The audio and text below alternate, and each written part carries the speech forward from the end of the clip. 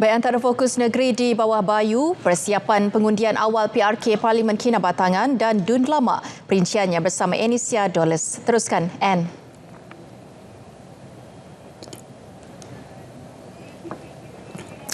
Ya, Farhatul. Cuaca diramal baik dan sedikit berangin di Kinabatangan pada hari pengundian awal Parlimen Kinabatangan dan DUN Lamag esok.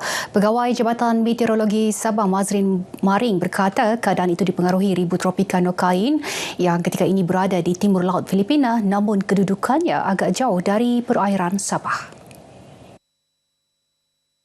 Walaupun kita ramalkan keadaan cuaca esok cerah, tiada hujan dan sedikit berangin, kita nasihatkan kepada semua pengundi untuk keluar awal sebab kadang kita tidak tahu kan keadaan cuaca perubahan dia macam mana. Beliau berkata demikian kepada RTM di Kota Kinabalu. Orang ramai dinasihati mengikuti perkembangan cuaca dari semasa ke semasa menerusi platform rasmi Met Malaysia serta aplikasi My Cuaca. Persiapan bagi proses pengundian awal PRK Parlimen Kinabatangan dan DUN Lamag di Pusat Mengundi Ibu Pejabat Polis Daerah IPD Kinabatangan berjalan lancar. Petugas mula membuat persiapan seawal pukul 9.30 pagi melibatkan kerja penyediaan dan penyusunan meja serta peta undi selain semakan kertas undi awal. Semua berjalan lancar seperti yang dirancangkan.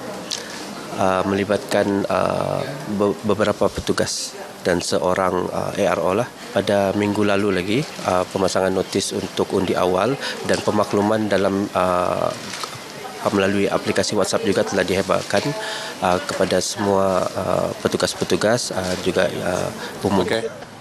Beliau ditemui RTM ketika meninjau kerja-kerja persiapan di pusat mengundi awal di Teratak IPD Kinabatangan. Pengundian awal yang berlangsung esok melibatkan 8 petugas SPR dengan bantuan kawalan keselamatan oleh PDRM bagi memastikan keselamatan dan kelancaran proses mengundi.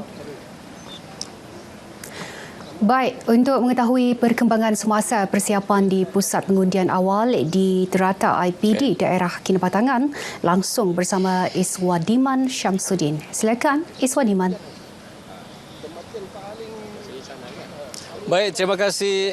Sebagaimana yang kita ketahui, esok merupakan hari pengundian awal bagi Parlimen P187 Kinabatangan dan juga N58 Lamag yang akan bermula saat pukul 8 pagi dan berakhir pada pukul 5 petang.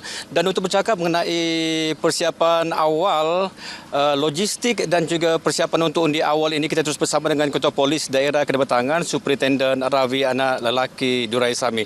Selamat petang, Tuan. Selamat petang. Tuan, mungkin boleh terangkan mengenai persiapan logistik dan juga persiapan untuk proses undi awal yang akan berlangsung esok oleh anggota IPD Kinabatangan ini. Okey, untuk pengundian awal untuk anggota IPD Kinabatangan akan bermula pada 20 hari bulan esok pada jam 8 pagi sehingga 5 petang. Jadi bagi IPD Kinabatangan sebanyak 172 anggota akan keluar mengundi.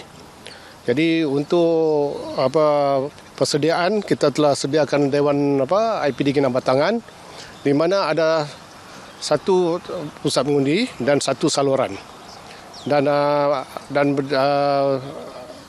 pengundian akan berjalan daripada jam 8 pagi hingga 5 petang dan kita punya anggota akan bergilir-gilir dalam tempoh tersebut. Dan saya telah arahkan semua anggota keluar mengundi pada esok hari untuk menjalankan kewajipan sebagai pengundi. Tuan, kalau kita melihat sepanjang kempen bermula seawal 10 selepas hari 10 Januari lepas, selepas penetapan calon, bagaimana dengan perjalanan kempen sehingga ke hari ini? Okey, daripada tempoh pada 10 hari bulan, mulanya hari penetapan calon dan sehingga kini telah seminggu lebih tempoh kempen, tapi tidak ada sebarang kejadian yang tidak diingini berlaku. Semua berjalan dengan cara dengan aman. Dan kita juga mempunyai kekuatan yang penuh untuk menjaga sekitar kawasan Kinabatangan. Kinabatangan iaitu di Lamag, di Kuamud dan juga di Sukau. Jadi buat masa ini tidak ada sebarang masalah atau insiden yang berlaku. Sepanjang tempoh minggu setengah, kita cuma ada satu kes. Itu pun kes tersebut telah dirujuk kepada SPR. Lain-lain tidak ada yang menarik di Kinabatangan. Jadi esok tuan, harapan tuan dan juga mungkin nasihat yang boleh dikeluarkan kepada anggota IPD Kinabatangan ini untuk sepanjang proses undi awal yang akan berlangsung pada hari esok. Untuk IPD Kinabatangan, kita telah beri nasihat kepada semua anggota kita supaya mengundi lebih awal bagi yang akan bertugas pada waktu petang, dan bagi itu juga yang akan bertugas pada waktu pagi akan menjalankan kewajipan pada waktu petang. Itu saja. Baik tuan, terima kasih tuan. Okey, terima kasih. Baik, terima kasih.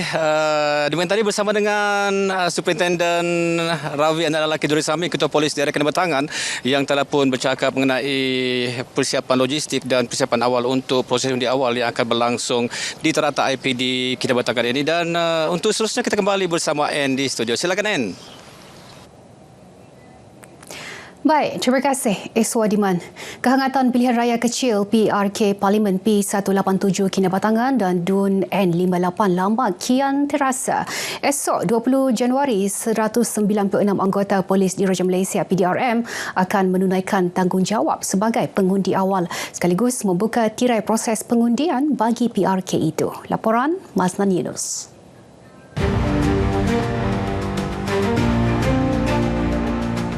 Tidak seperti PRN Sabah ke-17 sebelum ini, PRK Kinabatangan dan Lamak kini menjadi tumpuan utama politik negara. Susulan itu, Suruhanjaya Pilihan Raya SPR memberi fokus sepenuhnya bagi memastikan setiap proses pengundian berjalan lancar dan teratur. Bagi pengundian awal ini, SPR bersedia menerima undi 196 anggota PDRM yang bertugas di Parlimen Kinabatangan. Untuk hari mengundi awal pada 20 bulan 1 2026 akan dilaksanakan di Ibu Pejabat Polis Daerah Kinabatangan bermula daripada jam 8 pagi hingga 5 petang. Dan petugas SPR yang terlibat pada masa itu adalah seramai 8 orang dan menggunakan satu saluran saja. Dalam kehangatan PRK yang sedang berlangsung, aspek keselamatan terus menjadi keutamaan. Anggota polis yang terlibat berada dalam keadaan siap siaga bagi memastikan perjalanan pilihan raya berjalan aman dan terkawal. Proses undi awal ini juga memberi ruang kepada pihak polis membuat persiapan rapi sebelum menggalas tanggungjawab penuh pada hari pengundian sebenar. Jadi daripada segi persiapan polis untuk pilihan raya kecil ini, yang mana kalau kita tengok senario dia sudah berlaku pada 10 hari bulan itu penambahan calon, alhamdulillah, dan kita akan ada pemilihan untuk undi awal pada 20 hari bulan dan akan melibatkan semua petugas-petugas kita di IPD Kinabatangan.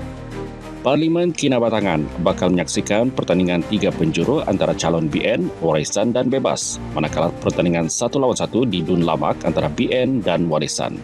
PRK Parlimen Kinabatangan dan DUN Lamak diadakan susulan pemergian penyandangnya Datuk Seri Pung Mokhtaruddin yang meninggal dunia pada 5 Disember tahun lalu. SPR menetapkan 24 Januari ini sebagai tarikh pengundian, manakala tempoh berkempen akan berakhir pada jam 11.59 malam 23 Januari. Selepas selesainya proses pengundian awal pada hari esok, tumpuan pastinya akan terarah kepada hari pengundian sebenar iaitu pada 24 Januari ini. Undi awal memberi ruang kepada pihak polis untuk melaksanakan tugas dengan lebih fokus dan sentiasa bersiap siaga untuk mengawal keselamatan demi kelancaran pilihan raya kecil Parlimen Kinabatangan dan DUN Lamak ini. Mazlan Yunus, RTM. Sementara itu, calon BN Muhammad Kurniawan Noaim Mokhtar dalam kempennya fokus isu keselamatan kanak-kanak dan kemudahan asas sekiranya diberi mandat sebagai ahli Parlimen Kinabatangan. Beliau menegaskan akan menyuarakan isu berkenaan di peringkat Parlimen dan kementerian berkaitan. Setakat hari ini sudah masuk ke PDM ke-21 dan keyakinan itu semakin lama semakin bertinggi, semakin menaiklah. Dan pada hari ini sudah semestinya gabungan di antara Barisan Nasional bersama dengan JRS dan parti-parti komponen Kerajaan Persatuan Sabah itu memberikan nilai tambah yang lebih baik dan juga nilai tambah yang positif lah. Muhammad Naim ditemui semasa program kempen PRK Parlimen Kinabatangan di Kampung Sangau. Kempen pilihan raya kecil PRK Parlimen P187 Kinabatangan dan DUN N58 Lamak berjalan lancar. Kedua-dua calon BN Muhammad Naim Kurniawan Mokhtar dan Muhammad Ismail Ayub mempamerkan kewibawaan sebagai seorang pemimpin. Mereka ini memang mempunyai ciri-ciri dan kewibawaan sebagai seorang pemimpin lah. Sebab sebelum ini nampak mereka telah banyak menunjukkan kerja-kerja yang berkesan. Kan? Walaupun mereka sebelum ini lebih kepada NGO lah. Saya berkeyakinan memang semuanya mantap-mantap sebab dari awal anak Endani, Naim, Mokhtar sudah terbimbing dan sudah memegang jawatan, juga sudah berpengalaman dan juga begitu juga Miha. Memang dekat di hati, dekat di jiwa rakyat. Mereka ditemui pada Majlis Santai Madani bersama Persatuan Ibu Tunggal Nur Kasih di Kinabatangan. Sumbangan tunai rahmah STR bagi golongan bujang terus menerima reaksi positif khususnya daripada golongan belia dan individu berpendapatan rendah. Bantuan itu membantu mereka menghadapi beban kos sara hidup yang semakin meningkat. Alhamdulillah STR bagi golongan bujang tu sangat membantu walaupun kadang-kadang kita fikir macam golongan bujang ni tidak banyak komitmen tapi sebenarnya bujang sendiri tu pun ada komitmen masing-masing. Jadi bagi saya walaupun mungkinlah tidak sebanyak mana tapi sebenarnya itu sangat membantu. Pada pendapat saya dia dapat membantulah golongan belia ataupun yang bujang belum berkahwin dari segi kewangan untuk membeli barangan keperluan. Jadi dengan sedikit sebanyak STR ni dapat membantulah meringankan beban mereka. Bagi saya kalau untuk STR bujang ni patut diteruskan sebab kalau melalui SARA kami hanya boleh beli barangan yang sudah yang dilabel, tapi kalau untuk STR kami boleh beli keperluan harian kami yang selain daripada yang dilabel itulah patut diteruskan. STR bagi kategori bujang telah mula dikreditkan kepada penerima bermula 16 Januari lalu dengan nilai RM50 sebulan atau RM600 setahun. Kerajaan Negeri Sabah sentiasa menyokong pembangunan belia melalui aktiviti sukan dan seni bela diri ke arah membentuk disiplin serta jati diri generasi muda. Menteri Pembangunan Belia, Kemajuan Sukan dan Ekonomi Kreatif Datuk Nizam Abu Bakar Titingan berkata, seni bela diri seperti Hapkido berperanan penting dalam melahirkan belia berdisiplin dan berdaya saing. Beliau berucap merasmikan penutupan Seminar Hapkido 2026 di Kompleks Belia dan Sukan Putatan. Ucapan disampaikan Ketua Penolong Pengarah Majlis Sukan Negeri Sabah, Herwan Shah Masari. Sementara itu, Ketua Persekutuan Seni Bela Diri Hapkido Dunia, Master Bernardo Vivero, berharap penganjuran seminar menjadi pemangkin kepada pembangunan Hapkido di Sabah, terutama usaha memperkenalnya di peringkat sekolah serta perancangan penganjuran kejohanan peringkat antarabangsa. Seminar julung kali ini disertai lebih 70 orang termasuk peserta dari Brunei Darussalam. Baik, paparan itu mengakhiri perkongsian dari Sabah petang ini. Terus ikuti berita wilayah bersama Farhatul untuk lebih banyak perkembangan semasa dalam negara. Salam Malaysia Madani. Farhatul. Baik, terima kasih Anisya.